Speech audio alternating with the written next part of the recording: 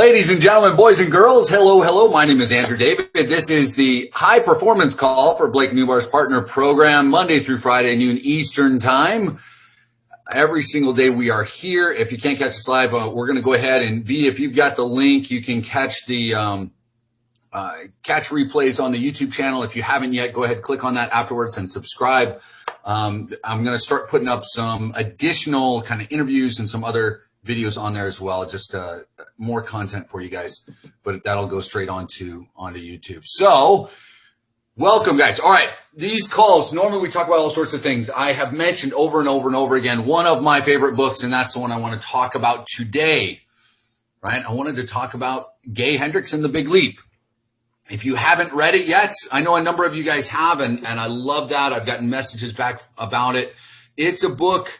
You know, I've talked to you guys a little bit about this. When I started my journey online, one of the first things that I did first thing that I did was a huge learning experience. Is a website that really didn't work. And then I went out and I found a guy that's, I found him through a friend. Turned out he'd been working online for a lot of years. I asked him if he would be willing to mentor me. One of the first things he did was he got me this book, The Big Leap by Gay Hendricks. And he said, look, you've got to read this before we really do anything. It's something you need to start with, get going with that before we really dive into working on you and what you're going to need for your business. You've got to get this in order. You know, as I started that and as I started my mentorship with him, one of the things that he said, you know, when the fear came up, when it was time for me to take a step and spend some money and get a business going and really start that process, one of the things he said to me was, listen, Andrew, he said, I think you can kill this. I think you'll do great.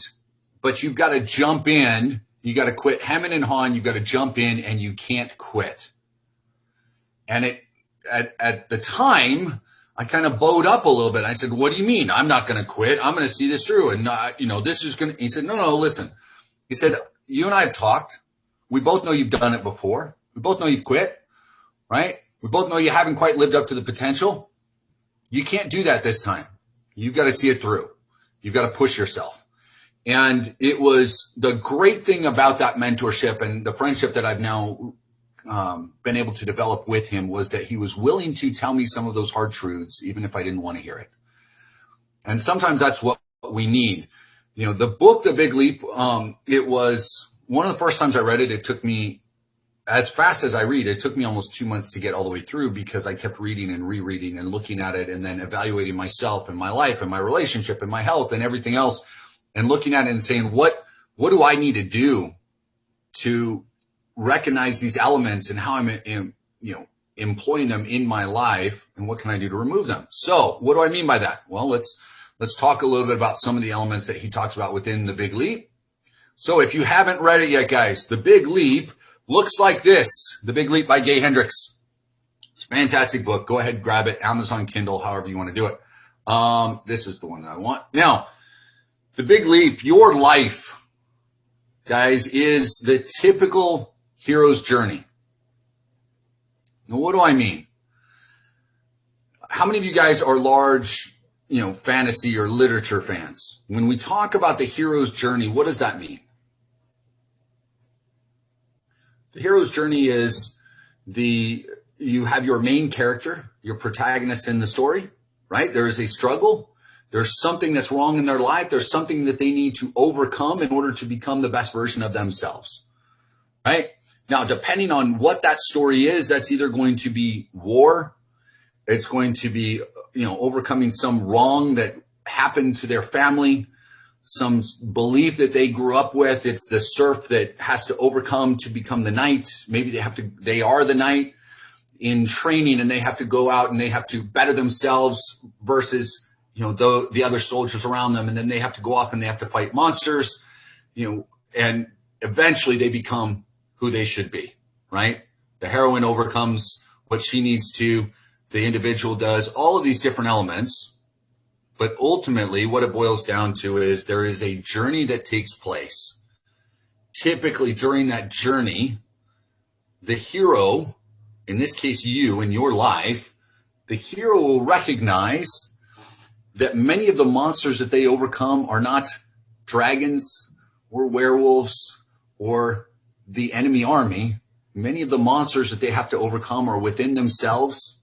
And as they come to grips with the reality that the potential has always been within, then they're able to step into their greatness, right? That sound like just about every story you've ever read, every movie you've ever seen, right? Now, obviously there's help along the way.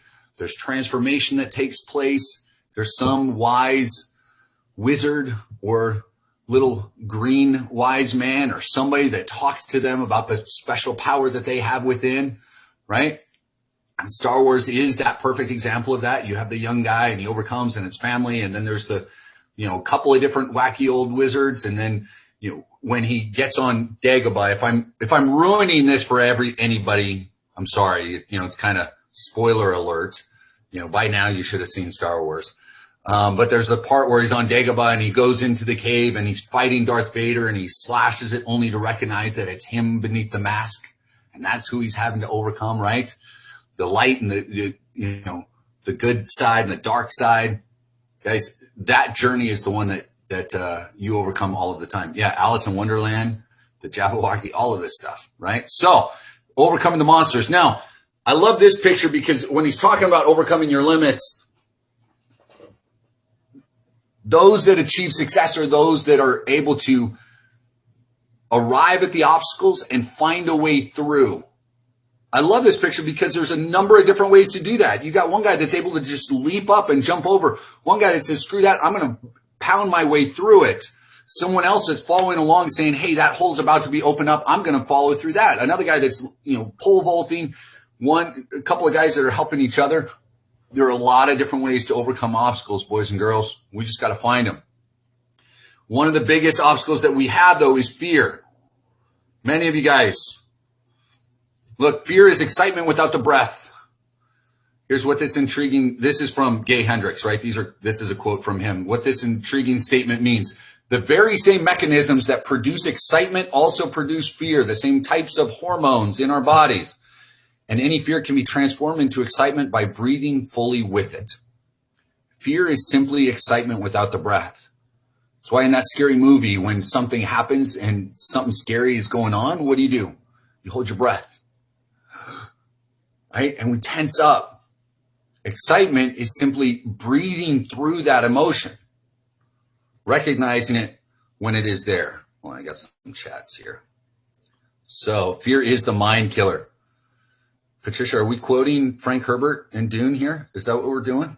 Because if we're doing that, your cool level just rose up with me. So here we go. We impose the limits to our own happiness. This is one of the things you guys have to recognize. The limits that you place on yourself are imposed by you. Now, initially, some of these limits are given to us oftentimes well before we are born. Some of us are still, even though we're now 100 years almost removed from it, still children or grandchildren of this Depression era and then going through the 60s and 70s and all of these different things that happened and what our parents taught us. And it's limited who we are and what we believe. But we've got to get to the point where we understand that those limitations and the limits that we place on our own happiness are all self-imposed. Okay? So, and I bring this up because the amount of times that I speak with people and they tell me instead, when we start talking about goals, we start talking about what they want, the amount of people that slip into explaining what they don't want. We're talking about the obstacles that they have before they've even begun. You say, well, what's your goals? Well, let me tell you what my problems are. What? Why? That's not what I asked. That's not what you should be thinking about, right? Plans and strategies involve overcoming those, but not dwelling on them. Okay? In my life, I've discovered that if I cling to the notion that something's not possible, I'm arguing in favor of limitation. And if I argue for limitations, I get to keep them. This is again from Gay Hendricks, straight out of The Big Leap. Ladies and gentlemen, if you want to argue with me for your limitations, I'll push back a little bit. I'm here to help you understand that you can overcome them. But if you want to argue about them, if you want to hold on to them, by all means, grab a hold. Sit on the ground, fold your arms, cross your legs, put your head down and pout. Because that's what your limitations are doing for you. On the other hand, push yourself through it. Yeah, so Felicia's saying the brain can't distinguish between negative and positive thoughts. It recognizes the topic we're thinking, so we need to think about the good things only. It just recognizes what's there. We give the thought the emotion that comes along with it, right? So a couple of limitations that we typically place on ourselves. First one is a feeling that you're fundamentally flawed. Now, this may have come from an ex, a parent, growing up, religion, school, some stray phrase from a teacher. Be honest with yourselves. Look back. How many of you can remember, and some of you guys I know have worked through this, and so remembering it may not be as difficult or as traumatic, but how many of you guys could look back and remember something that was maybe written on a report card or a teacher conference where you sat down with the teacher and they said, you know what your problem is, fill in the blank. Or a conversation with a parent where they said, you know, you're never going to be good at, fill this in. Or the ex-spouse that said something along those lines. How many of you guys are able to remember at least one of those moments? 20, 30, 40, sometimes 50 years later, we still remember some of them. You don't think that has an effect on you? You know, we sit here and we talk about wanting a different life and building ourselves, you know, using an online business in this example to push yourself as a vehicle to achieve something greater. And yet we hold on to some of these memories. Now, hopefully you've taken the time to work through many of them and recognize your worth and your value. But that feeling that you may be flawed is there in many of us. And maybe it's not there all the time, but it pops up. And so you've got to be aware of it. Another thing, disloyalty and abandonment. This is another key element.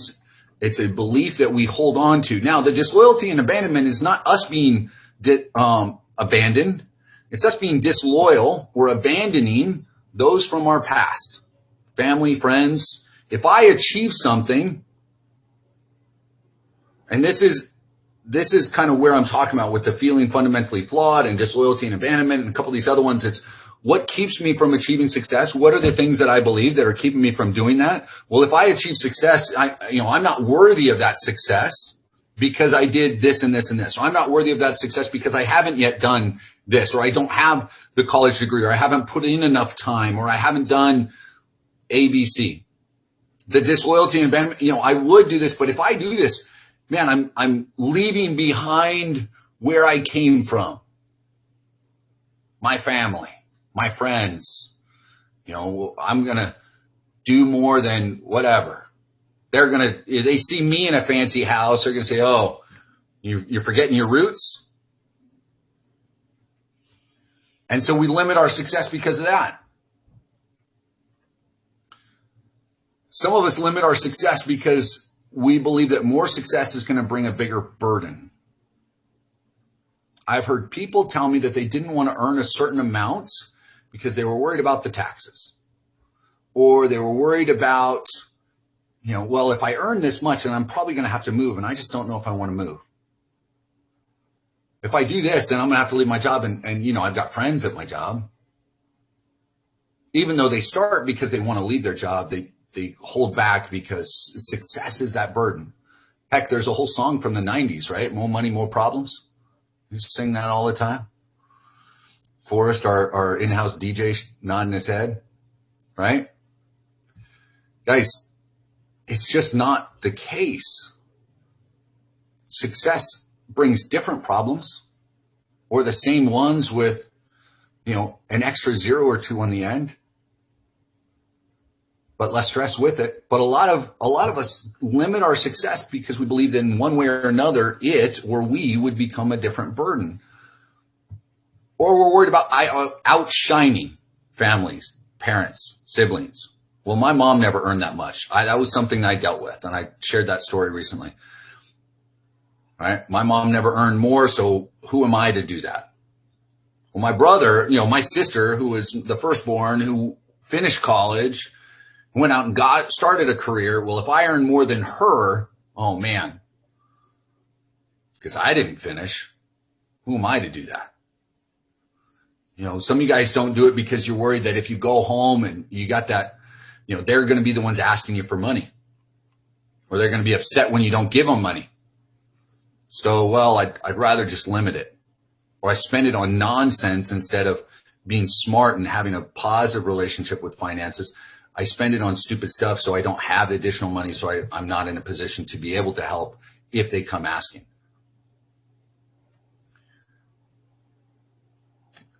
There are things that we do to self-sabotage, and we've got to recognize it.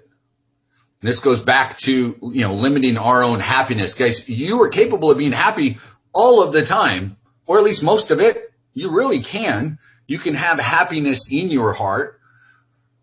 You can have success. You can have a great relationship and be physically healthy all at the same time. One does not mean that you have to abandon the other. So a couple of ways that we create upper limits for ourselves is straight from the book, and you can study them a little bit there. Number one is worry. And with that, I would put overthinking. Right? The two go hand in hand. Worry and overthinking. A lot of times we're worrying about problems that are never going to arise. Next is criticism and blame. So think about your relationships. How many times do you start criticizing or blaming things when there's no reason to? Now, these upper limits typically begin to rear their heads when we were on the path to achieving something great. And when the upper limits pop in, it's us self-sabotaging because somewhere we believe that we're fundamentally flawed, or that success, too much success, is going to create a burden. So I don't want to break through the limits. I need to just, I'm going to start deflecting. I'm going to squabble. I'm going to cause little arguments. Maybe I get sick or hurt. And that's happened more than I care to admit. You wake up and there's a headache, and it's, test day. Let's say it's the day that you're supposed to be creating something, doing something, meeting with somebody. Something's going on. The integrity breach. I lie about something simple, or I don't show up when I should show up. Little things.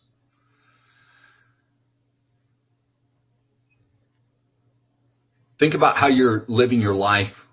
Relationships is one of the key elements. If you want to achieve success, we'll talk about kind of 3 R's to success another day. But relationships is one of those. Criticism and blame, whether you're putting it on someone else or you're putting it on yourself, they're addictions. They're costly addictions because they're the number one destroyer of intimacy and close relationships. And that's from Gay Hendricks. Guys, your close relationships are going to be fundamental in your success. Now, this is your significant other. This is mentors. This is friends that circle you, that help lift you up. This is the intimate relationship that you have with yourself and that level of self-awareness. And sometimes that criticism and blame is self-directed. And it's one of the largest obstacles of self-sabotage that we create in our life. Quit using criticism and blame for all of these things. A couple of additional ways that we upper limit ourselves. We hide significant feelings. We have frustrations with our significant other that we're just unwilling to talk about, right? Or we create an agreement, we don't keep it. We don't speak significant truths to relevant people. Okay? Some of you guys need to go have one of those 10-minute sweaty conversations.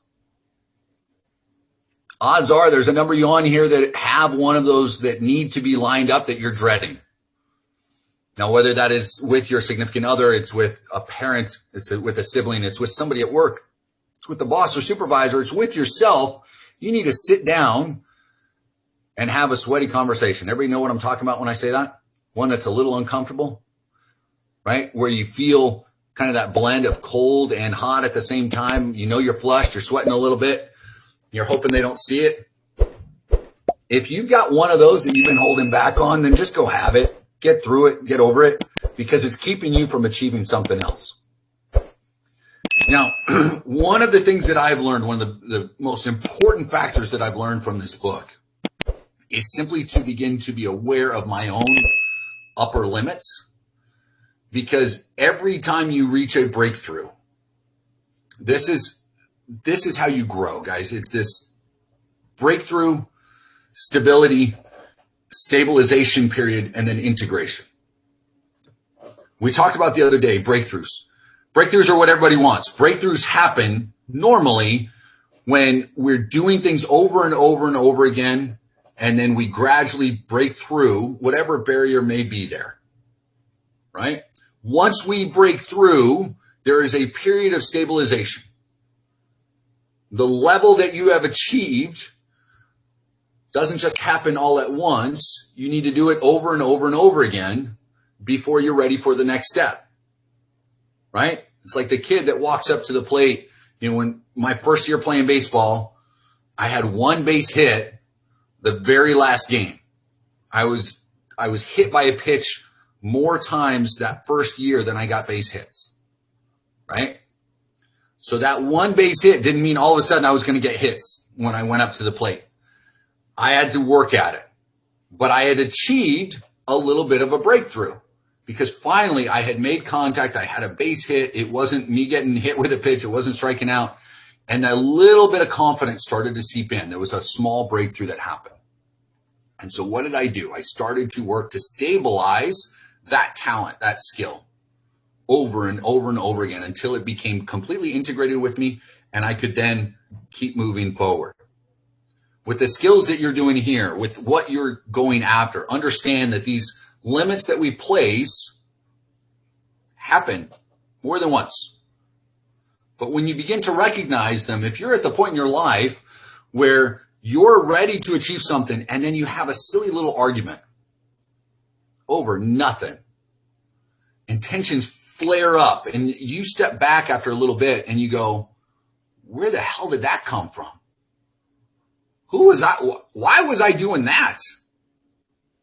Or maybe you see your significant other do it and recognize, hey, you know, she's about to get a raise or go for a promotion, or she's dealing with this, or, you know, she's struggling through this, you know, workout and diet and eating regimen where she's about to finally achieve this that she's been after for so long. And man, there's that stress that's there. And we do the same thing. You know, you got to recognize, am I fighting through this feeling of not being worthy? Am I worried about success? What's the upper limit and how am I reacting right now? When you begin to react, or when you begin to recognize those upper limits as they're happening, either right before or right afterwards, before they become detrimental. And that's the key. And that's why we talk so much about self-awareness. But if you can recognize what you're doing to upper limit yourself, and you say, where's the root of that problem? Where's it coming from? Which of these key principles, these key beliefs is it really coming from? And what am I about to achieve? Okay, now I'm going to push through it. And hopefully, if it's in a situation where someone else is involved, you can go to them and say, hey, honey, I just want to let you know, I apologize for my outburst. I think I'm right about to do this. I'm making a big decision. I'm in the process of making decisions, and I'm a little stressed out about it because I know if I continue down this pathway, there's some great things there. And I'm just trying to become the best me possible. Can you forgive me for the nonsense? They'll say yes. But it also helps establish an even more intimate level of communication that you've got there. Understand where those upper limits come from. Work yourself through them. Time and again, I recognize them. You know, I'm in the middle of a number of different breakthroughs I feel personally that are going on. And there's the conscious and subconscious upper limits that are being thrown at me. And I feel like there's a little bit of the universe pushing back as well, saying, hey, you've got to overcome these challenges as you're doing this. This needs to get handled and this needs to get handled. And hey, you forgot about this a year ago. You got to take care of it now. Get your stuff together. But as I do it, looking forward to what's there and what's available. And I'm sure a lot of you guys are looking down that road as well. Let the fires burn. let the flames be there, because we're all going to rise up. We're all going to fly and do some amazing things. So, ladies and gentlemen, appreciate all you guys being here. Let's see. Felicia saying, I established 3-year financial plan, intermittent checkpoints. Good. Clarity is what it's about, guys. And so that's one of the things that Gay talks about. In order to really go after, and what we'll do on another day, we'll talk about where he talks about your zone of incompetence, competence, excellence, and genius. We'll dive into that. But understanding where the limits come from that are going to keep you from getting into those zones is important. Being clear about what you want to achieve and then committing yourself to it is how you end up getting through those zones and getting to the zone of genius and being able to live your life on your terms. And so on that note, ladies and gentlemen, boys and girls, I appreciate all of you being here. Tomorrow, same time, same bat channel. We will all be back at noon. Appreciate you guys. We'll talk to you soon.